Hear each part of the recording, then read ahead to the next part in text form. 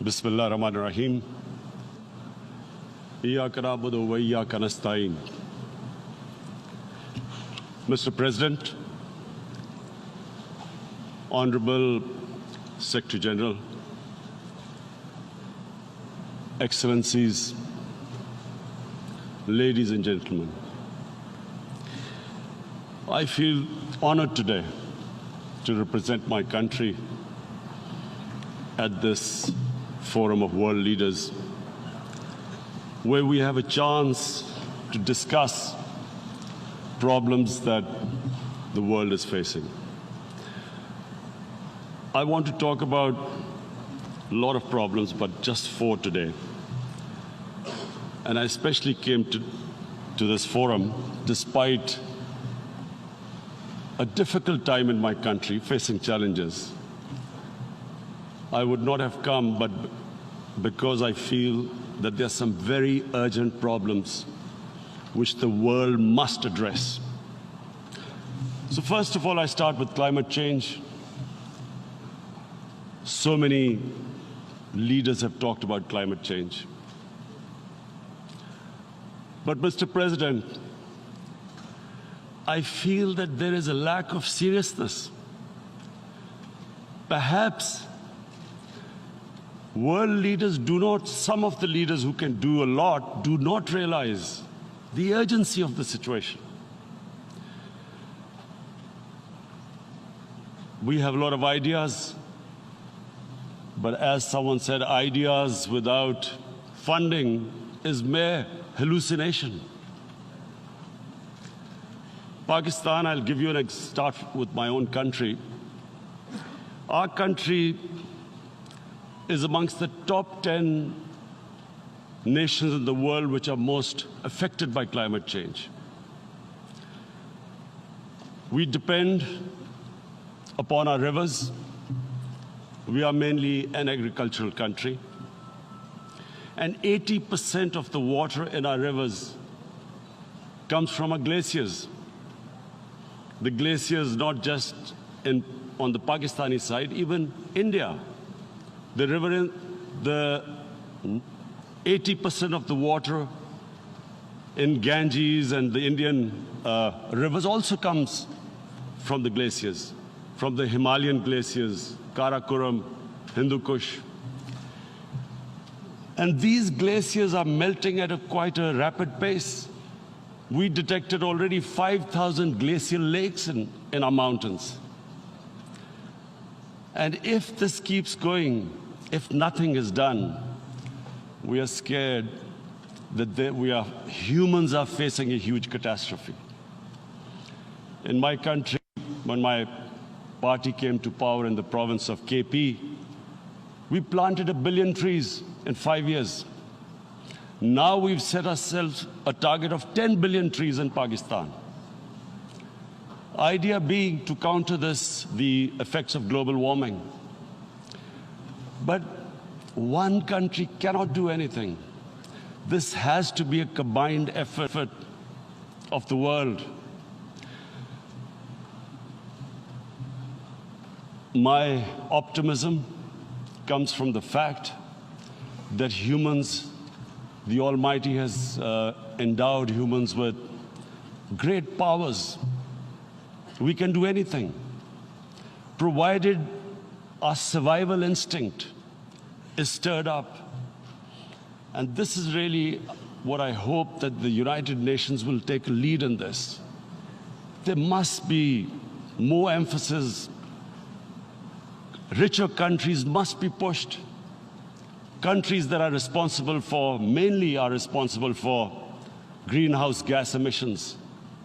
They must be pushed because our country contributes minuscule amount to greenhouse gases. So I feel that the United Nations must take leadership in this. My second issue for me right now is even more critical. Mr. President, every year, billions of dollars leave the poorer countries and go towards rich countries. Billions of dollars siphoned off by the ruling elites of the developing world. And they find their way into Western bank accounts, offshore accounts, tax havens, expensive properties hidden behind companies bought in Western capitals. Mr. President, this is devastating the developing world. This is causing more poverty, debts. It's impoverishing the developing world. The difference between rich and poor countries is growing because of this. Money laundering, which happens because money leaves the poorer countries into rich countries, is not treated the same as, for instance, money from drugs or terror financing. The seriousness which terror financing and money from drugs, the way it is treated, it's not the same. The way the poor countries are being plundered by their elites. It's not happening. In my country, when I took charge of our government a year back, in the 10 years preceding that, our total debt went up 4 times. The debt we had accumulated in 60 years, just in 10 years, it went up 4 times. As a result, the total revenue we collected in 1 year, half of it went into debt servicing. How are we going to spend money on our human beings, 220 million people, when half the money is going into debt servicing? Because our country was plundered by the elites, the ruling elite.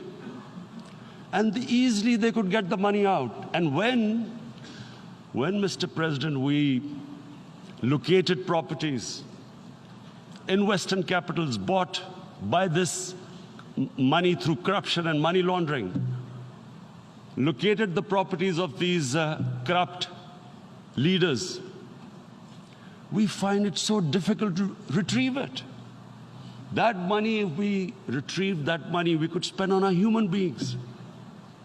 But it's so difficult. The laws protecting these criminals. We do not have the sort of money to have expensive lawyers and spend millions and millions of dollars. We need help from the rich countries. And, Mr. President, it's critical. The rich countries must show political will. They cannot allow this to happen. How can the poor countries spend money on human development, which the United Nations asks, SDG? How are we going to do it when this money can easily leave our countries? So, unless the rich countries intend to build walls to stop economic refugees coming as we see right now, they must take action. They must take action now. It must be a deterrent. Corrupt ruling elites should not be able to take money out easily and park it into foreign bank accounts and into these properties abroad. And I never understand why. Why do we have these tax havens? Why is this allowed? Why shouldn't rich people pay taxes? Why is it legal to have these tax havens where you have these secret accounts? Because, the world is changing. The population of the world is growing. Sooner or later, you're going to have a crisis. If the poor get poorer and the rich get richer, there is going to be a crisis sooner or later. So this is my second point. I hope that the United Nations takes a lead in this. It involves the IMF, the World Bank, Asian Development Bank. They must find a way of stopping this plunder of the developing world. My third point is Islamophobia. There are 1.3 billion Muslims in this world. There are millions of Muslims living in other countries, European countries, in the US, as minorities. Islamophobia since 9/11 has grown at a pace where it is alarming. Human communities live together. There should be understanding amongst them. But Islamophobia is creating a division. Muslim women wearing hijab, it's become an issue. It's become an issue in some countries. Hijab is some sort of a weapon. A woman can take off her clothes in countries, but she can't put on more clothes. How is this happening? Because of Islamophobia. And how did this Islamophobia start? After 9/11. And why did it start? Because certain Western leaders equated terrorism with Islam. Islamic terrorism. Radical Islam. What is radical Islam? There is only one Islam. And that is the Islam we follow of Prophet Muhammad sallallahu alaihi wasallam. There is no other Islam. Radical Islam, Islamic terrorism, what message did they send to people in the West? And why is there Islamophobia? How is a person in New York, in the Midwest, in the US, in European capital, how is he going to distinguish between who is a moderate Muslim and who's a radical Muslim?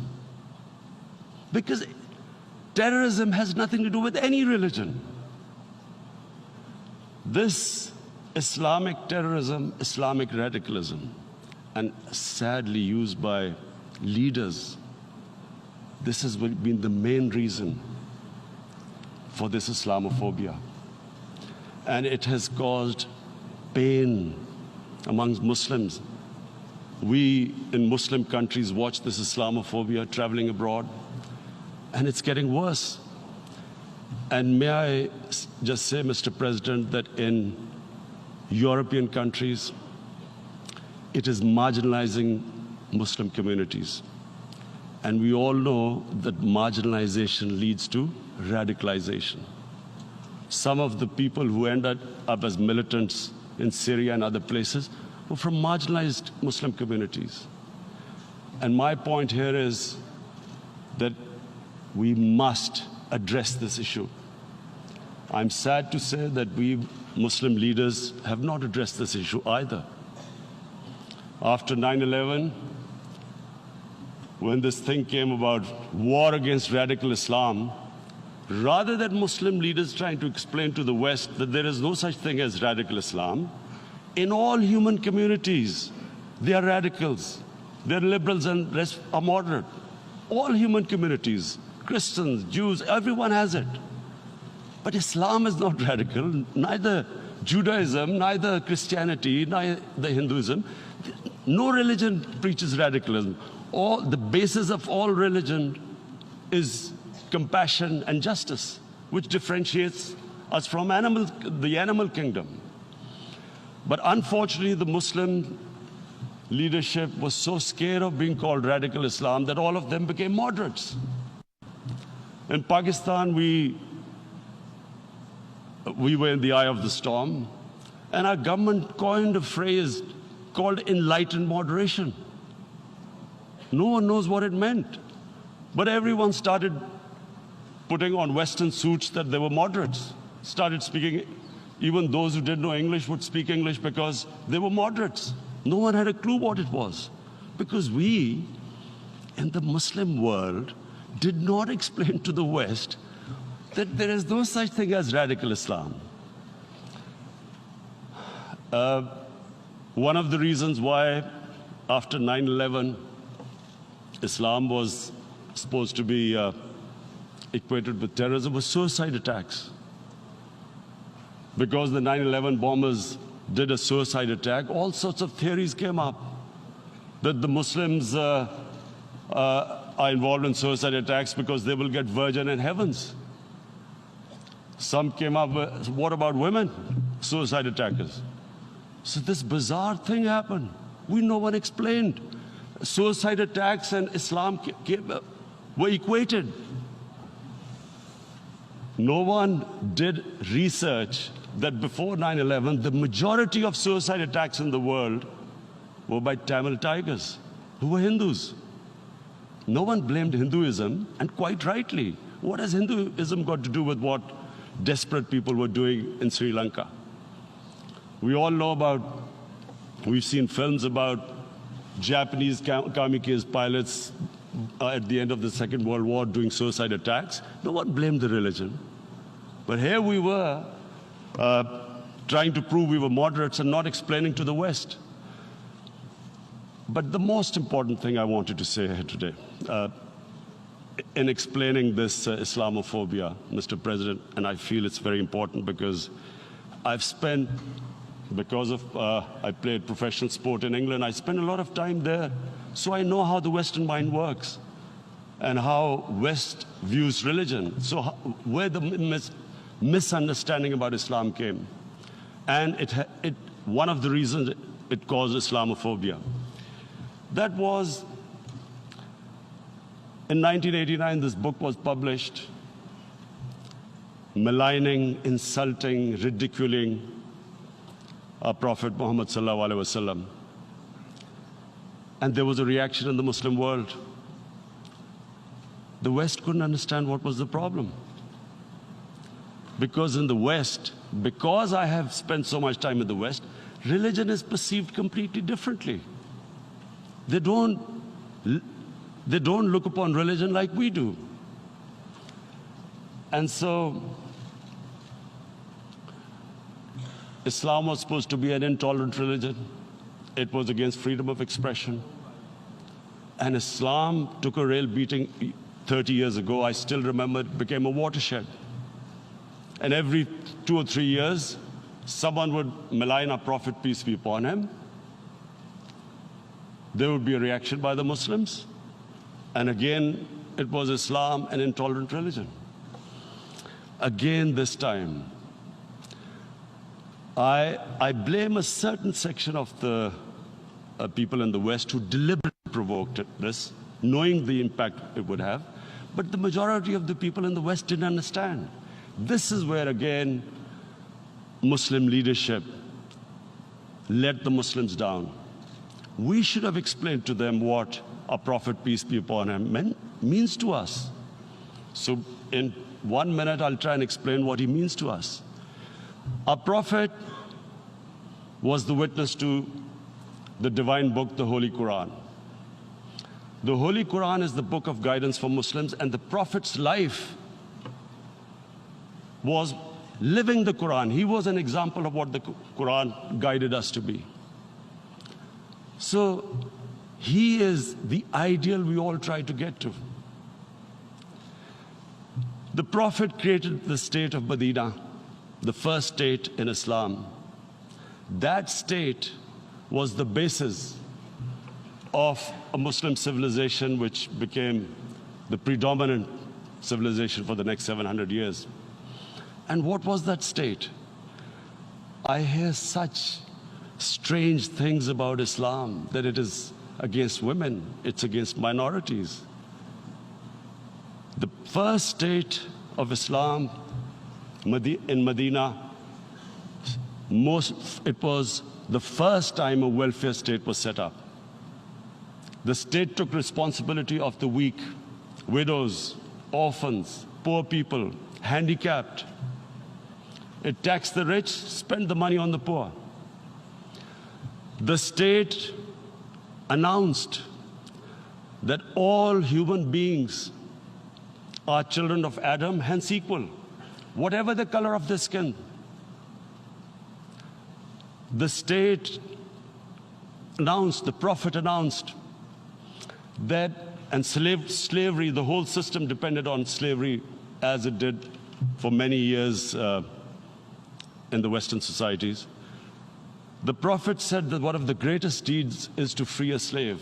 But because the society depended on slavery, he said, but if you have to, treat them as an equal member of the family. And as a result, something happened in a Muslim world which hasn't happened in any other civilization. Slave dynasties appeared. Slaves became kings. The Mamluks, slaves who ruled Egypt. In India, there were slave dynasties. And then, with minorities, again, you hear that Islam is supposed to be against minorities. Let me just make this clear. In Islam, the Prophet announced that everyone was free to practice his religion. It was a sacred duty to protect the places of worship of all religions. He announced that every person is equal in front of law, whatever his religion or his color. And this incredible case, and I always quote this, that the fourth Khalifa, the head of state of Medina, he lost a court case against a Jewish citizen. So, number one, it showed there was a rule of law, no one was above law. And number two, that a Jewish citizen was an equal citizen. So, Mr. President, when a Muslim society is unjust to its minorities, it is going against the religion of Islam and our Prophet, peace be upon him.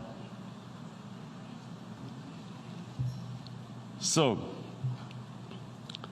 it is important to understand this. The Prophet lives in our hearts. When he's ridiculed, when he's insulted, it hurts. As we human beings understand one thing: the pain of the heart is far, far, far more hurtful than physical pain. And that's why the Muslims react. And I always thought that if I ever had this stage, I would try and explain this to the world community, especially to the Western community, because having lived in the Western community, people didn't understand this. When I first went as a teenager to England, there was a comedy film on Jesus Christ. It's unthinkable in Muslim societies. So we need to explain that, look, in a human community, we must be sensitive to what causes pain to other human beings. We have, in the Western society, and quite rightly, the Holocaust is treated with sensitivity because it gives the Jewish community pain. That's all we ask. That do not use freedom of speech to cause us pain by insulting our Holy Prophet. That's all we want. And now, the number fourth point, Mr. President, and this is the most critical point, is the reason why I especially came here. It is about what is happening in Kashmir. Before I go on this, I want to make one thing clear, that when we came to power, my first priority was that Pakistan would be a country which will try its best to bring peace. We had been through this war on terror. We joined the United States war on terror after 2001.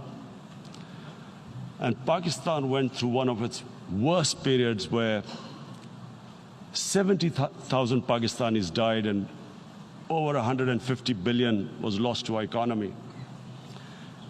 And Mr. President, I opposed the war because in the 80s, Pakistan had joined the Western countries in what was the freedom struggle then in Afghanistan against the Soviets. And it was funded by the Western countries. These Mujahideen groups, which were treated in guerrilla warfare, were trained by Pakistan Army, funded by the Western countries, and especially US, and they waged what was a freedom struggle in Afghanistan. The Soviets called them terrorists. We call them freedom fighters. 1989, the Soviets retreated. The Americans packed up and left. Pakistan was left with these groups. Come 9/11, Pakistan joined the United States in this war on terror. And now our government was supposed to, the reason why I opposed joining this war, because here we had indoctrinated them in jihad, meaning freedom struggle against foreign occupation. Now, because we had joined the US, and the US had occupied Afghanistan, now we were supposed to tell them that, no, this is not freedom struggle and jihad, it's terrorism. So that's why I tried to tell then government that, stay neutral, because you will have leverage over them. You will be able to control them. But if you join them, you become collaborators and they will attack you, which is what happened. They turned against us. We went through a nightmare. 70,000 people killed in a war we had nothing to do with. No Pakistani was involved in 9/11. Taliban were in Afghanistan. Al-Qaeda was in Afghanistan. What had we to do with it? 70,000 Pakistanis died. So when we came to power, we decided that we would dismantle what was left of these groups. And this decision was taken not just by us, but by all the political parties in Pakistan. Unfortunately, they didn't implement it. So we came to power, we decided to implement it, and we dismantled whatever was left of the groups. And I know that India keeps accusing us that there are these groups there. I would like the United Nations to send observers, see for themselves what we've done. No Pakistani government would have dared to do this because it would have created strife. But we decided that there would be no militant organizations in Pakistan. So I need to give you this background and to what I'm going to say later on. And secondly, we started mending fences. I invited the Afghan president. We developed a relationship with Afghanistan. We had problems with Iran. We mended fences there. And then India. Now let me just give you a little background about my relationship with India. Because of cricket, and cricket being it's a passion in the subcontinent, I had great following in India. I have friends in India, and I loved going to India. So immediately, when my party came to power, the first thing we did was to immediately reach out to India. And I spoke to President Modi, and I said, look, we have similar problems. Climate change, poverty, let's get together. Let's resolve our differences through trade. Let's build a relationship on trust. Prime Minister Modi told me that, there were terrorist attacks from Pakistan. I said, we have problems with you. There are terrorist attacks which we know are instigated by India in Balochistan. We caught a spy, Kulbhushan Yadav, who admitted what the sabotage going on in Karachi and Balochistan. So we said, look, let's leave that behind. Let's move forward. Our main priority should be our people. The highest number of poor people live in the Indian subcontinent. Unfortunately, didn't make any headways. Our foreign ministers were supposed to meet on this in the UNGA last year. India canceled it. We thought that it's their election coming up. It's a nationalist, ultra-nationalist party. It doesn't want to cozy up to Pakistan. So we thought, okay, we'll wait till the elections. Meanwhile, a 20-year-old Kashmiri boy, whose father said was radicalized by the security forces in Kashmir, blew himself up on an Indian convoy. Immediately, India blamed us. I I spoke to the Indian public on television. I said, if you give us any iota of proof, we will immediately take action, because we've clamped down on these groups. Rather than sending us any proofs, they sent their jets in, they bombed us. We retaliated. A jet, 2 of their planes were shot down, 1 pilot bailed out in Pakistan. We immediately returned the pilot, saying that, look, we do not want any escalation.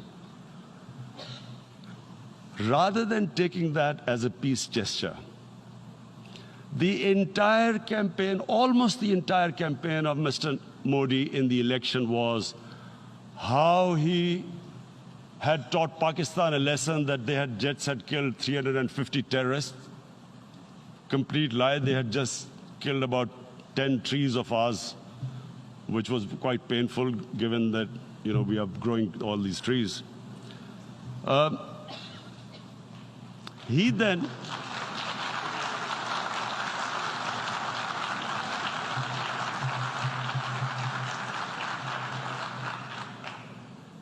the election campaign, Mr. Modi used words like, this is just a trailer, the movie is about to start. I went into Pakistan and taught them a lesson. This was the election campaign. Okay, so we thought, us politicians make all these statements to win elections. So, okay, after elections, we'll get back to our normal relationship. Well, the moment the elections ended, we approached India. No response, but then we discovered they were trying to push us in the FATF blacklist to bankrupt us.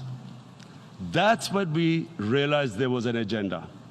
And that agenda became obvious on the 5th August when India went against 11 United Nations Security Council resolutions which say that Kashmir is a disputed territory and the people of Kashmir have the right of self-determination. They went against that. They went against Simla Accord, which is about bilateral, sorting out our differences through bilateral means, went against that. They actually went against the Indian Constitution. Illegally, they revoked Article 370, which gave Kashmir the special status. They got an extra 180,000 troops there. Total number of security forces in Kashmir now are 900,000. And they put 8 million people of Kashmir under curfew.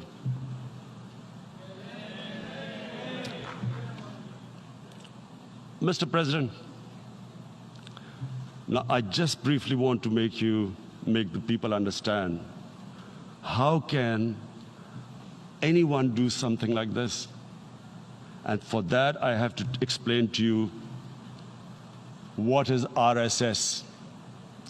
RSS, Mr. Narendra Modi is a life member of RSS. RSS was an organization that was inspired by Adolf Hitler and Mussolini, came about in 1925. They believed in racial purity, racial superiority. They also believed they were an Aryan race like the Nazi believed they were an Aryan race. All that I'm saying can be verified. This is the time of information revolution. You can Google all this, what I'm saying. But it is very important for me to explain this to you so you know what is happening in India. This RSS believed in the ethnic cleansing of Muslims from India. At one point, there was racial superiority of the Hindu race. Secondly, it was hatred for the Muslims and for the Christians, because they believed that this golden age of Hindu civilization was stopped because of Muslim rule centuries back and then the British rule of India. So it was racial superiority and hatred for Muslims and Christians. This is openly stated. You look at the founding fathers of RSS, Golwalkar and Savarkar. Just Google them and you'll find out. And this ideology of hate is what murdered the great Mahatma Gandhi in 1948.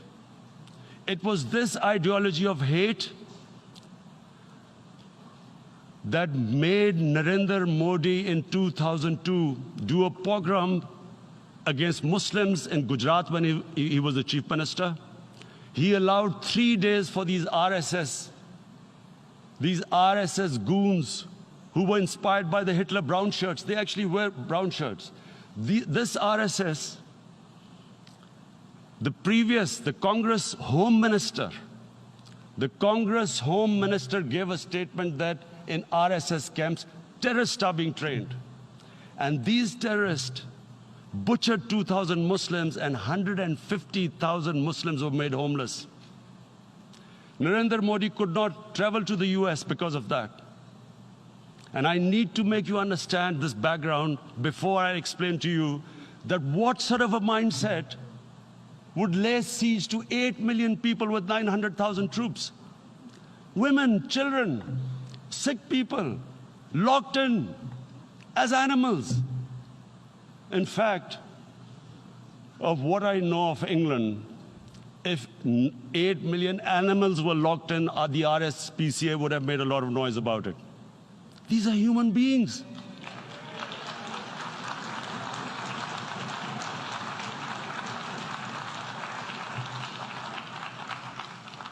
And Mr. President, what comes with racial superiority, these illusions of Aryan superior race, is arrogance. The two go together. And it's arrogance that makes people make mistakes and do stupid things. Cruel things like what Narendra Modi has done. It's sheer arrogance.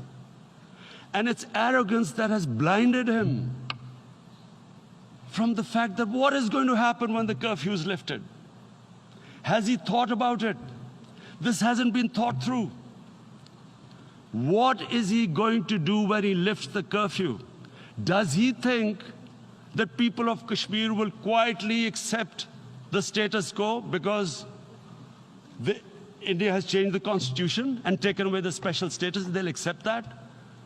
Mr. President, 100,000 Kashmiris have died in the past 30 years because they were denied the right given by the United Nations, the right for self-determination.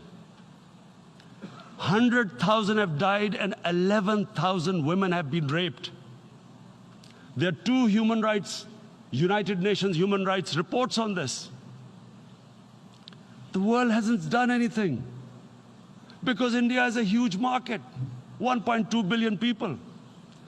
Sadly, the material prevails over the human. But this has serious consequences. Again, I repeat, that's why I'm here. Look, what is going to happen when the curfew is lifted will be a bloodbath. The people will come out. There are 900,000 troops there. They haven't come to, as Narendra Modi says, he's done this for prosperity of Kashmir. This is supposed to be for the development. These 900,000 troops, what are they going to do when they come out? There'll be a bloodbath. Has he thought it through what happens then? Mr. President, has anyone thought that what happens when there is a bloodbath? What do you think the impact will have on people of Kashmir? What do you think they will think? The way they have been boxed in their houses, treated like worse than animals, no rights. Thousands of all the political leadership has been arrested, taken out of Kashmir. Even those Kashmiri leaders who were pro-India have been taken out. 13,000 boys have been picked up and taken to God knows which destinations. So what do they think? What will the people of Kashmir do when they lift the curfew? They will be out in the streets. And what will these soldiers do? They will shoot them. They've already used pellet guns, blinded young boys. In the last 6 years, the 5 years, the oppression that has gone on in Kashmir. And so, Kashmiris will be further radicalized. Mr. President, there will be another Pulwama. And guess what? India will blame us. They're already blaming us. They're saying all this is happening because of Pakistan. One of their defense ministers said there are 500 terrorists lined up on the border to go in. Why would Pakistan send 500 terrorists when there are 900,000 troops? What impact are they going to make? What will they do? And why would? Don't we know that the moment there is some terrorist attack, all that will happen is there'll be further cruelty and oppression of the people of Kashmir. We will just give the 900,000 troops to further crush the people of Kashmir. And then we'll give the Indian government an excuse that, look, Pakistan is a terrorist state, and this mantra that has gone on, Islamic terrorism. The moment you use this catchword, Islamic terrorism, the whole world turns away. No one talks about human rights.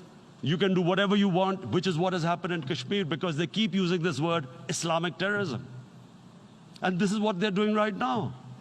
What do we benefit from further increasing the cruelty on the people of Kashmir? And why would we want this? But there is no other narrative left for India. As when they lift the curfew, whatever happens, Pakistan will be blamed, and there is always a danger of another Pulwama. They might come and bomb us again, and then another cycle might start. And what does Narendra Modi think that 180 million Muslims of India are thinking right now? Aren't they watching these Kashmiris stuck inside for 55 days they've been stuck in? Aren't they watching? What do you think? Don't you think that the Muslims will be radicalized in India? And I'm talking about 180 million people. And when they get radicalized, there will be some incident in India somewhere down the line. Again, we will be blamed. And I'm warning you right now, again, we will be blamed. And Mr. President, what about 1.3 billion Muslims who are watching this? And they know that it is only happening in Kashmir because they're Kashmiri Muslims. This is not happening to Kashmiri Hindus. They know that this is happening because of their religion. So what do you think they will be thinking? What do you think the Jewish community would think if they were, forget 8,000 Jews stuck like this? What do you think Europeans would think? What do we think? I mean, any human community, if their members are stuck like that, what do you think they will think? Are we a children of a lesser God? Is it not going to cause us pain? And then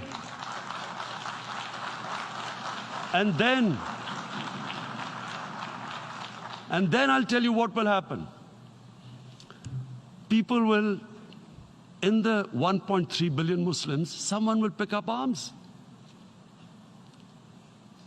I know we've been brought up with films, Western films. This good, decent guy doesn't get justice. He decides to pick up a gun and start seeking justice. There was a film made in New York, famous film called Death Wish. This guy gets mugged by and his family, his wife gets killed or something. He can't get justice. He picks up a gun and he goes around shooting muggers. And the whole cinema cheers him on. So what do you think the Muslims are thinking right now? If there is a bloodbath, there will be Muslims becoming radicals, not because of Islam, but because of what they will see that there's no justice when it comes to Muslims. There were Rohingya Muslims, Myanmar, who are, God knows, almost 1 million people out, ethnic cleansing. What was the response of the world community? So what do you think will be the response of 1.3 billion Muslims? I picture myself. I'm in Kashmir. I've been locked up for 55 days. I have heard about, and there are rapes, Indian Army going into homes, soldiers. Would I want to live this humiliation? Would I want to live like that? I would pick up a gun. You're forcing people. You are forcing people into radicalization. When people lose the will to live, what is there to live for? And this is what, if you can do this to human beings, you are actually radicalizing people. And so, Mr. President, I want to repeat here, this is one of the most critical times. There will be a reaction to this. Pakistan will be blamed. 2 nuclear-armed countries will come face to face like we came in February. And before we head in that direction, the United Nations has a responsibility. This is why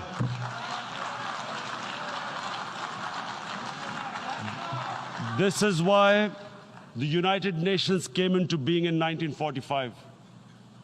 You were supposed to stop this happening. I feel we are back to 1939, Munich. Czechoslovakia has been taken, annexed. What is the world community going to do? Is it going to appease a market of 1.2 billion, or is it going to stand up for justice and humanity?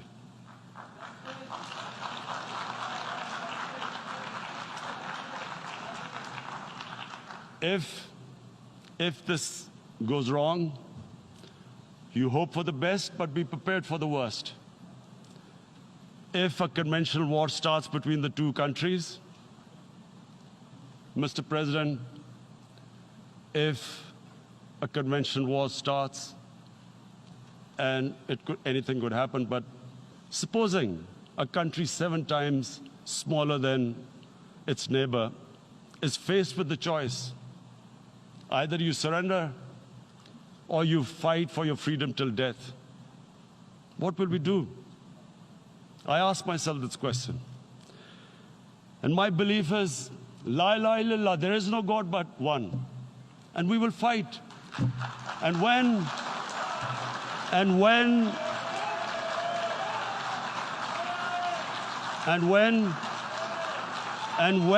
a nuclear-armed country fights to the end, it will have consequences far beyond the borders.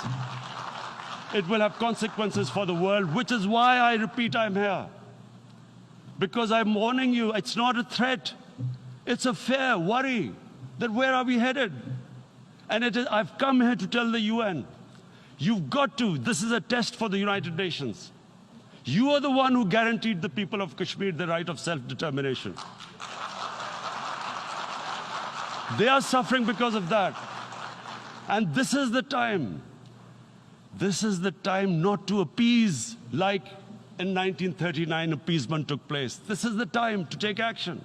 And number 1 action must be that India must lift this inhuman curfew, which has lasted for 55 days. It must free all political prisoners, and especially those 13,000 boys that have been picked up. Parents don't know where they've disappeared. And then the world community must give the people of Kashmir the right of self-determination. Thank you.